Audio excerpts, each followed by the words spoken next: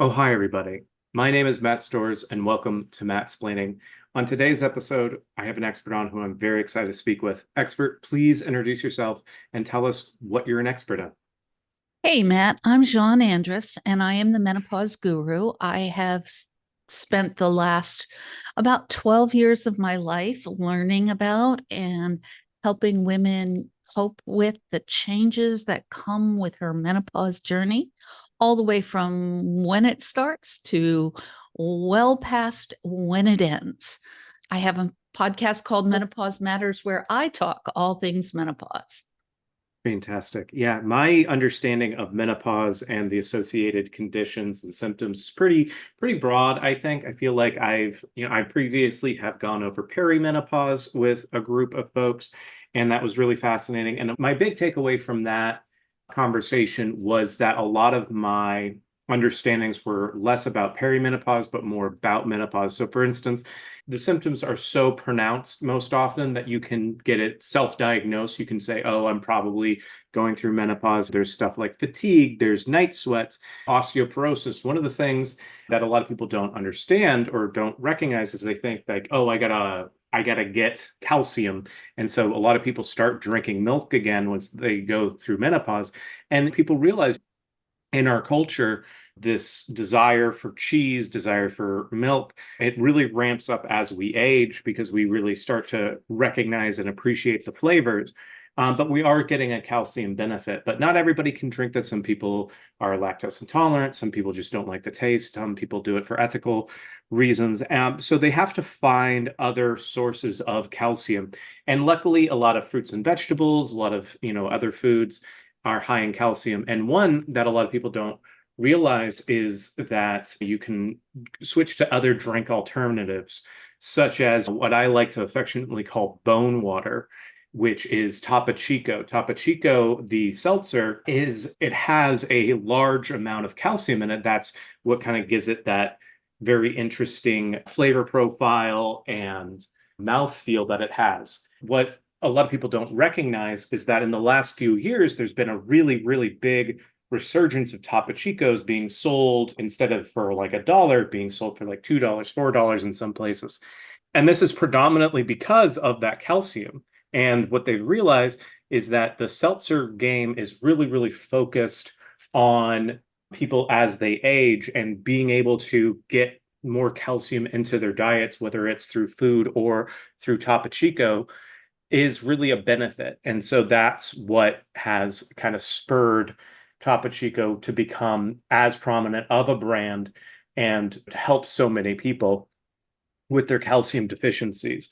And then there's also the dynamic where, like, if you have the decrease in estrogen, and so a lot of people talk about how you can get on estrogen to help mitigate some of the symptoms, but also some people can use that as a benefit. Some people really lean into exercise and the further capacities and capabilities of the body as you get older. And really, some people start marathon training, some people start competitive weightlifting, some people start with judo, very big judo component of the over 40, over 50 menopausal women. And the professional league is just something to be seen, just like the amount of flips, or I guess they're throws technically, because they're not flipping. I mean, they're being flipped over, but I don't know. I don't know the exact terms. I'm not really a judo person, but it's just so fascinating that they have all of these sort of organizations and interest groups. There's also, of course, the fight clubs that are established, the people that extrapolate on. And I think it's just an amazing network of people that can come together to support one another and also recognize these changes in one another and provide not only the physical support, but the emotional support that sometimes people are lacking as they go through changes. Now, based on what you've heard so far, about how much of that would you say was accurate? Say there's a lot of accuracy in what you're saying, but there's not a lot of meaning. Okay, so, that's one of the kindest ways somebody has articulated that to me. like you're talking about stuff that's sort of on the side and Mhm, not the heart of the matter. I see. that make sense? Yeah, that makes sense. What do you think is kind of that heart of the matter that I'm missing? So, like osteoporosis and calcium and the other things you can do for bone strength is only one of maybe 100 to 120 symptoms that come out through perimenopause and the last year when you don't have a period, when a woman wouldn't have a period, and then the rest of her life, where many of the symptoms of getting older are not so much symptoms of getting older, but get of the hormonal underlying changes of loss of her reproductive activity. I see. So calcium is wonderful and getting what you need nutritionally is wonderful, but calcium is only one small part of that because what happens is that estrogen has given women's a wider range of ways of being healthy. And that's Hmm. so that she can have babies Hmm. and get those babies to a reasonable age before she collapses I see. to make Okay. the and so after menopause estrogen isn't allowing our bodies or even during perimenopause estrogen is no longer helping our bodies have as broad a range of healthy reactions. So we have to be more careful about how we eat and exercise in order to give ourselves the best possible shot at being healthy. And a lot of what you said about exercise and nutrition is really good. I'm not sure I would say that judo for most postmenopausal women is that good an idea because Okay. of exactly the first thing that you mentioned, and that is the bone loss. Right. And so if you don't know whether you have bone loss, judo and aikido, places where you are falling forcefully to the ground, and you do fall forcefully. I have watched my son do judo. He does it, Hmm. and it's forceful and it Okay. can create problems. And as can almost any high contact sport. But the flip side of that is that the more of those kinds of things you do, the more you ask of your body, the Hmm. more you put pressure on your body by weight bearing exercise, walking, jogging, running. Yes, judo, karate, tai chi is the one I was thinking of. Tai chi is Hmm. wonderful because it doesn't have a whole lot of contact.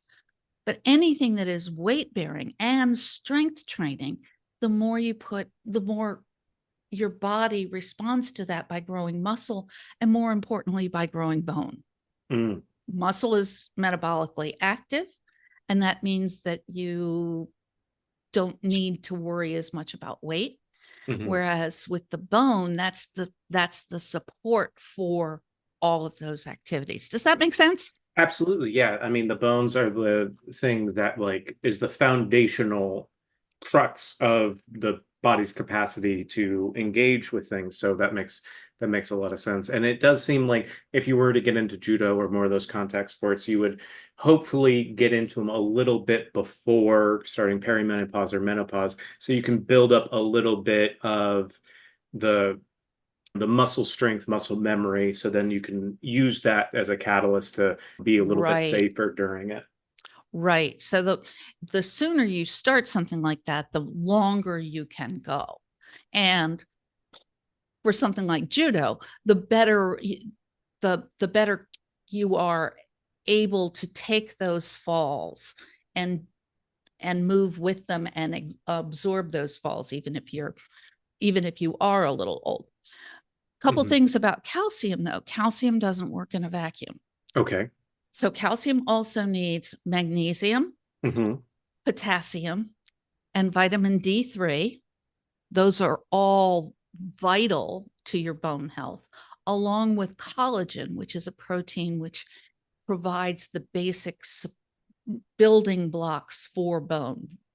Hmm. Collagen is the most prevalent protein in our body, and our body doesn't it is not an essential protein. In other words, your body can make it from what's already inside it, but that functionality gets less in both women and men as we age. So it's not just a menopausal issue, but it is an aging issue as well as a menopausal issue. So taking collagen gives your body the building blocks for that kind of bone regeneration.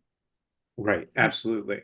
And by the way, the majority of the osteoporosis drugs on the market up until now have been about the breakdown, stopping the breakdown process in bones, not building up bones. Okay. The most recent one, which I cannot remember the name of, I've seen the ads for it. It's actually a bone building drug. And Interesting. I have not seen the side effects on that one. But the old ones, what they did was they simply stopped the cleanup process of old dead bone from your body. So your bones were denser, but they were more brittle. I see. So it didn't It didn't really solve the problem. exactly. They're starting now to be able to solve it pharmaceutically, but you can solve it yourself by doing that weight-bearing exercise and getting the nutrition you need. Absolutely. Absolutely. That makes a lot of sense. When people are starting menopause, what are some of the first things that you would do when you're talking with them or consulting with them?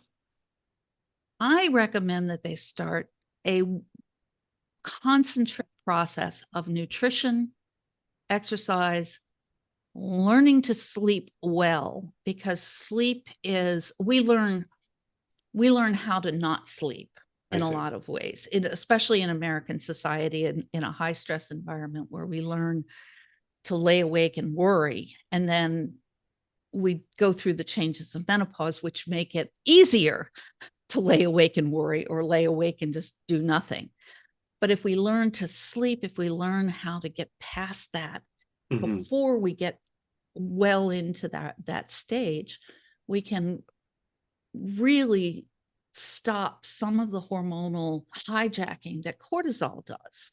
Cortisol is our stress hormone. It's designed for our medium to long-term stress.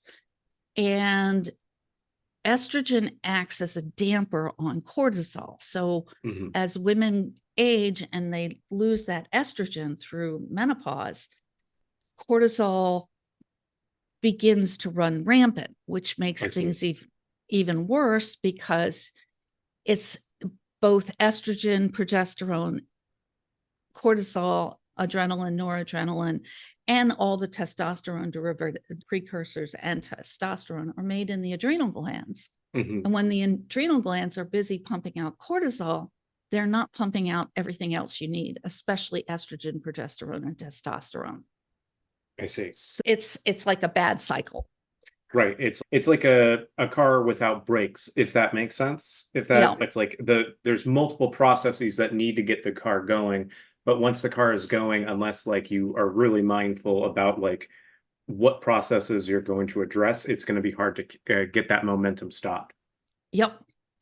And with cortisol, so I call it the sleep hormone death cycle, because when we don't sleep, our hormones get thrown more out of balance, which makes us sleep worse, which makes our hormones worse, which makes our sleep worse, until you're down in the bowels of true despair, because you're not sleeping and you're completely overstressed and you feel like garbage, and it's really not a fun thing. So addressing stress, sleep, nutrition, and exercise early allows you to rebalance your hormones, keep your cortisol in control, and basically thrive through this second half of your life. For women, we start perimenopause in our early 40s for most of us, and we have a lifespan of approximately 80 years. So it's half our adult life, right, or more, that we are in this stage in which our hormones are no longer being provided through menstruation. And so we need to take care of ourselves. Right. And sounds like kind of relearn what your body needs, what you need, and how to provide those things as well. Absolutely. Fantastic. This has been so insightful for me, and I hope for our listeners as well. If people wanted to learn more about this topic or more about you, where would you recommend that they go? So I have two websites that I recommend for people to go to. One is menopause.guru, Mhm. and you can find out and make appointments with to work with me or talk just simply to talk with me about what's going on. And I can point you in some great directions if working with me is not right for you. I also write books about the topic. So Mhm. menopausebooks.com has my 5 books about menopause available through it or through amazon.com, depending on where the book is located. That's absolutely fantastic. Thank you so much for joining me today. I really, really appreciate your time and all of your insight. Thank you, Matt, for having me. It's been fun. Excellent. My name is Matt Storrs, and this has been Mattsplaining. Before we go today, I want to thank Ryan Lawson, my dear friend and all around okay guy, for making the theme music for Mattsplaining. And if anyone needs music production or mixing services for any of their projects, Ryan can be reached at beatblenderstudios@gmail.com or at Beat Blender Studios on Instagram and TikTok.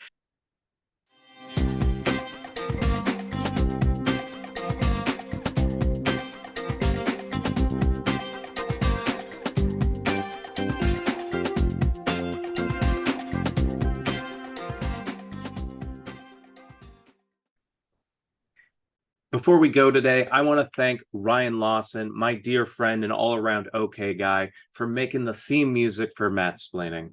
And if anyone needs music production or mixing services for any of their projects, Ryan can be reached at beatblenderstudios@gmail.com or at Beat Blender Studios on Instagram and TikTok.